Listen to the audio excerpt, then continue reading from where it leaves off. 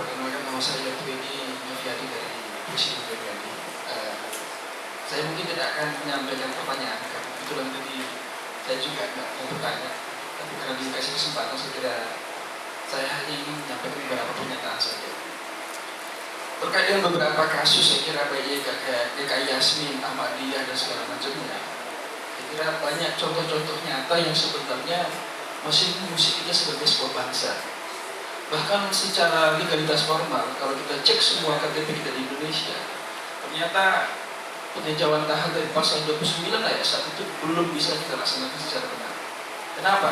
Karena di KTP masih kategori itu kepercayaan tidak terakomodir dalam identitas kita sebagai anak bangsa. Saya kira praktek-praktek tersebut merupakan menciderai apa yang diciptakan oleh Bupati.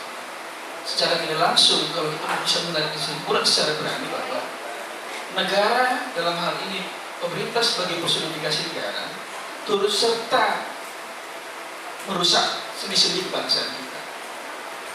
Sehingga untuk itu negara harus bertanggung jawab, pemerintah harus bertanggung jawab dalam hal ini.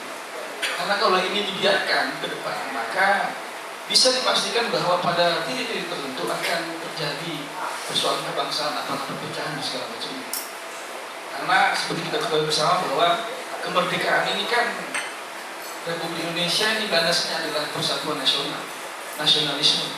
Kalau kita menelusuri lebih jauh bahwa ada beberapa pertimbangan tertentunya nasionalisme bangsa Indonesia, apakah karena nasionalisme bersama cita-cita sebagai sebuah bangsa, dan yang ketiga adalah kesatuan jiwa manusia dengan teritorinya tanah air.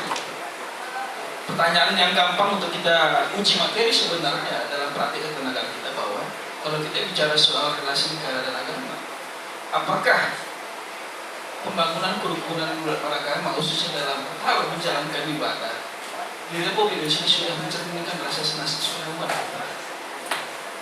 Saya kira kita bisa sama-sama tahu proses bahwa ternyata pembangunan kerukunan umat beragama di Indonesia, khususnya dalam hal membangun ibadah maupun dalam menjalankan agama dan kepercayaan masing-masing anak bangsa, belum mencerminkan kebijakan yang sebenarnya.